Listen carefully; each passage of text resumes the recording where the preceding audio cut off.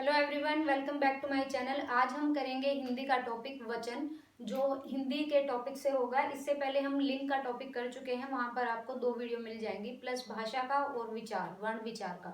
ये 4th या 5th topic होगा। वचन के बारे में पढ़ेंगे, इसमें परिभाषा और नियम और इसके कितने भेद होते हैं। परिभाषा की अगर बात करें तो शब्द के जिस रूप से एक से अधिक होने का बोध हो उसे वचन कहते हैं।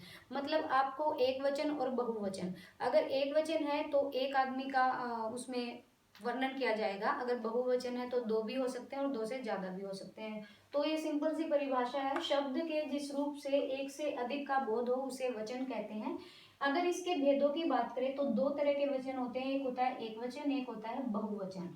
ठीक है। नियम नियम होते हैं जो कि वचन के अकॉर्डिंग चेंज होते रहते हैं, कहाँ पर एक वचन होगा और कहाँ पर बहुवचन होगा। आदरणीय और सम्मानीय व्यक्तियों के लिए सदैव बहुवचन का प्रयोग किया जाता है। आदरणीय मतलब जो भी, जैसे महात्मा गांधी का नाम आ सकता है, सरदार वल्लभ भाई पटेल का नाम आ सकता है, आपके जो भी रिस्पेक्टेड हैं, जो हमसे एल्डर होते हैं, उनके लिए हमेशा बहुवचन का यूज होता है।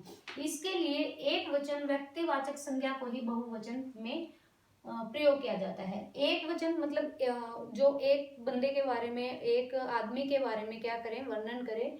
एक वचन व्यक्तिवाचक संज्ञा, जब हमने संज्ञा का टॉपिक किया था तो वहां पर बताया था कि व्यक्तिवाचक संज्ञा को कैसे जातिवाचक संज्ञा में बदला जाता है। तो यहाँ पर वही है, इसके लिए एक वचन व्यक्तिवाचक संज्ञा को बहुवचन में प्रयोग किया जाता है। गुरुजी आज नहीं आए, अगर हम बोले गुरुजी आज नहीं आया तो हम आया जो है नहीं लिख सकते, यहाँ पर आए लिखेंगे और यहाँ पर ये क्या होगा, गुरुजी, ये बहुवचन होगा। क्यों होगा? क्योंकि ये व्यक्तिवाचक संज्ञा है, एक आदमी के लिए यूज हो रहा है, लेकिन व्यक्तिवाचक संज्ञा को ही बहुवचन में प्रयोग किया जाएगा, क्योंकि ये जो वाक्य है ये सारा आदरणीय और सम्मानीय व्यक्तियों के लिए यूज किया गया है। जैसे ये आपके टीचर के लिए यूज किया गया है, तो गुरुजी आज नहीं आए। सेकंड है, गांधी जी चंपारण आए थे। अब गांधी जी जो है तो उनके लिए सम्मान, उनके सम्मान में बोला जाता है उनका नाम।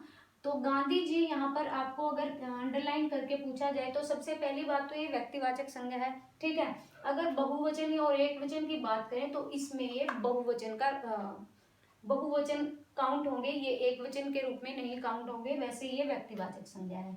सेकंड नियम की अगर बात करें तो संबंध दर्शाने वाली कुछ संज्ञाएं, संबंध मतलब आपस में रिलेशन दर्शाएंगे कुछ संज्ञाएं, जैसे व्यक्तिवाचक या जातिवाचक कोई भी संज्ञा हो गई तो वो आपस में उनका रिलेशनशिप शो करेंगे। संबंध दर्शाने वाली कुछ संज्ञाएं एक वचन और बहुवचन में एक समान रहती हैं। जैसे मामा हो गया, मामी हो गया, नाना नानी, दादा दादी, मम्मी पापा, ये क्या होते हैं कि ये आपस में संबंध प्रदर्शित करते हैं, संबंध दिखाते हैं। तो ये कुछ संज्ञाएं एक वचन और बहुवचन में एक समान रहती है। इसमें ये नहीं होता कि ये एक वचन है या बहुवचन है, क्योंकि ये हमेशा समान रहती है। थर्ड है द्रव्यवाचक संज्ञा। द्रव्यवाचक संज्ञाओं का प्रयोग केवल एक वचन में होता है। ठीक है। जैसे अगर बोल दिया जाए कि मेरे पास 1.5 लीटर दूध है, तो यहाँ पर जो दूध होगा वो एक वचन होगा, वो बहुवचन नहीं होगा, क्योंकि 1 लीटर तो संख्यावाचक में आ जाएगा। अब इसके एग्जाम्पल है द्रव्यवाचक संज्ञा के, तेल हो गया, दूध हो गया, पानी हो गया, दही हो गया, लस्सी हो गया, ये सारे द्रव्यवाचक संज्ञा के उदाहरण हैं। और अगर हम इनको एक वचन और बहुवचन में काउंट करें तो ये एक वचन में काउंट होंगे, ये बहुवचन में नहीं आएंगे। चाहे इनके आगे कुछ भी लगा दिया जाए, चाहे ऐसे बोल दिया जाए मेरे पास कुछ मात्रा में तेल है, तो भी वो क्या होगा, एक वचन में काउंट किया जाएगा। नेक्स्ट है, कुछ शब्द सदैव बहुवचन ही होते हैं, वो एक वचन नहीं होते। और यहीं से हमारा क्वेश्चन बनता है, वो आपको एक वर्ड देगा और पूछ लेगा कि ये एक वचन है या बहुवचन है। ये कुछ शब्द लिखे हैं यहाँ पर। दाम जो है, दाम कि आम के फलों का क्या दाम है, तो यहाँ पर जो दाम है ना वो क्या होगा, वो बहुवचन होगा। दर्शन, दर्शन भी क्या होता है, बहुत दिनों में राम जी के दर्शन हुए, तो ये भी बहुवचन है। उनके प्राण निकल गए, प्राण को बहुत बार पूछा गया है क्वेश्चन में, तो प्राण जो है वो एक वचन नहीं होता, बहुवचन होता है। आंसू, आंसू भी बहुवचन होता है। लोग, ये बहुवचन होगा। मुझे देखकर उसके होश उड़ गए। होश उड़ गया, ये कोई वर्ड नहीं होता, होश उड़ गए तो बहुवचन में आएगा। एक बार जब आप इन वाक्यों को, इन शब्दों को वाक्य में इम्प्लीमेंट करोगे, इनको यूज करोगे, तो पता चल जाएगा कि ये बहुवचन है या एकवचन है। आपको थोड़ा सा आइडिया भी हो जाएगा। तो जो भी शब्द पढ़े हमें उसे वाक्य में एक बार यूज करके देखना है, जिससे हमें पता चल जाएगा कि वो बहुवचन में इंक्लूड हो रहा है या एकवचन में। आंसू जो है वो बहुवचन की तरह काम करते हैं। लोग, होश, समाचार। आज का प्रमुख समाचार क्या है? ऐसे बोलेंगे या ऐसे बोलेंगे, आज के प्रमुख समाचार क्या हैं? तो हमेशा यही बोला जाता है, आज के समाचार। आज के समाचार मतलब बहुवचन है। हस्ताक्षर, आपके हस्ताक्षर बहुत अलग हैं या आपके हस्ताक्षर बहुत ही अच्छे हैं, तो यहाँ पर जो हस्ताक्षर है वो भी बहुवचन में इंक्लूड होगा।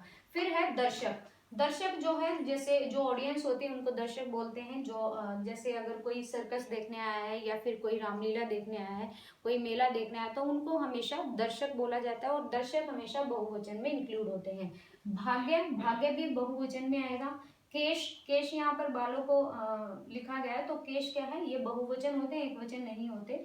रोम, रोम भी क्या होता है, बहुवचन। अश्रु, ये आंसू का ही तत्सम रूप है, तो ये भी बहुवचन में आएगा। आशीर्वाद, आशीर्वाद को वर्तनी में बहुत बार पूछा जाता है कि ये आपको 4 ऑप्शन देगा और ये करेक्ट होगा, बाकी तीनों गलत होंगे जो वर्तनी के अकॉर्डिंग आता है, तो ऐसे आशीर्वाद लिखा जाता है। आशीर्वाद भी हमेशा बहुवचन में गिना जाता है, ये एकवचन नहीं होता। एग्जाम्पल देखो, आज के समाचार क्या है, तो वो आपको ऐसे पूछ लेगा, यहाँ पर समाचार पे अंडरलाइन करके, और ये पूछेगा कि ये एकवचन है या बहुवचन है, तो ये बहुवचन है। आपके हस्ताक्षर बहुत अच्छे हैं या बहुत अलग हैं, तो हस्ताक्षर यहाँ पर बहुवचन है। अगर मैं बोलूँ कि आपका हस्ताक्षर बहुत अलग है, तो ये गलत होगा इन द सेंटेंस। अगर हम सेंटेंस में इस शब्दों को एक बार यूज करेंगे, वाक्य में इन शब्दों को, तो पता चल जाएगा कि ये बहुवचन के रूप में या एकवचन के रूप में। इससे नेक्स्ट वीडियो में हम सेम करेंगे, इनके नियम करेंगे वचन के, और भी जो नियम होते हैं। So thank you so much video देखने के लिए।